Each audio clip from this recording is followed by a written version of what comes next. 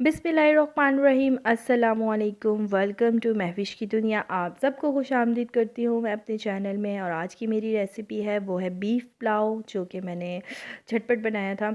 और इसकी थोड़ी सी क्लिप मेरे से मिस हो चुकी है, डिलीट हो चुकी है, जो मैंने यखनी की बनाई थी। तो बाकी ये कि यखनी का तक प्रोसेस तो पता है।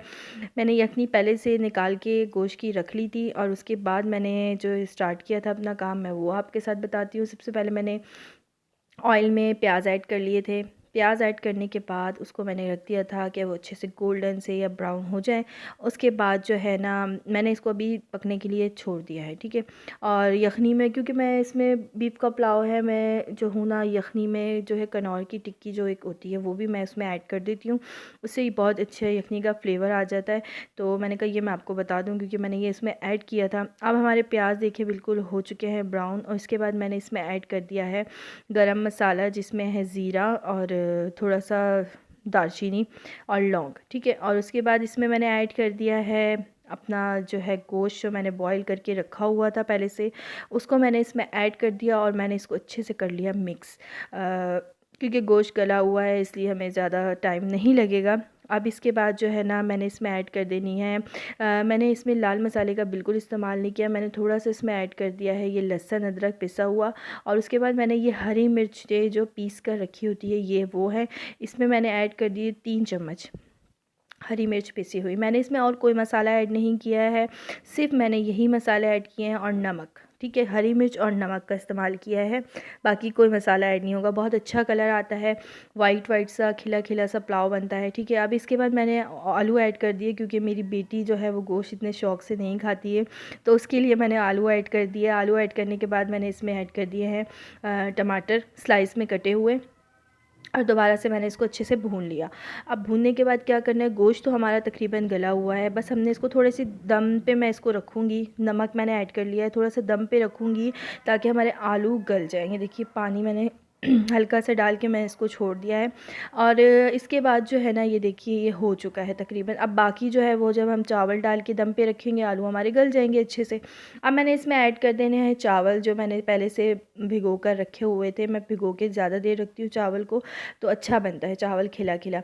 तो अब मैंने चावल ऐड कर दिया, और ये यखनी जो मैंने निकाल के रखी हुई थी, ये मैंने यखनी इसमें ऐड कर दी है। नमक मैं चख लूँगी, अगर कम ज़्यादा हो तो वो फिर अपने हिसाब से। देखिए मैं इस तरह से बनाती हूँ। ये मैंने चावल ऐड करने के बाद मैंने इसमें पानी ऐड कर लिया, और पानी इतना ऊपर होना चाहिए, सिर्फ आधा इंच बस। हमने फिर उसके बाद क्या करना है कि इसको बस अब हमने छोड़ देना है कि पानी हमारा खुश्क हो जाए। और चावल जब हमारा ऊपर दिखने लग जाएगा, फिर उसके बाद जो है ना, हमने ये देखिए मैं बीच बीच में चेक भी कर रही हूँ, थोड़ा थोड़ा सा चम्मच चला रही हूँ, मुस्तकिल नहीं चला रही, क्योंकि ज़्यादा चम्मच नहीं चलाना, चावल टूट जाता है।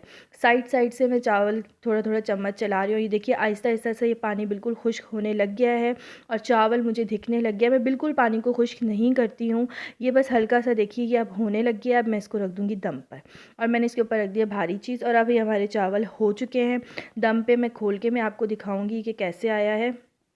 बहुत मज़े का बनता है ये पुलाव, और मुझे बहुत अच्छा लगता है पर्सनली। ये देखिए बिल्कुल वाइट वाइट, क्योंकि मैंने कोई मसाले इसमें ऐड नहीं किए हैं, तो इसीलिए इसका कलर बिल्कुल वाइट है। बहुत अच्छा, बहुत टेस्टी बनता है।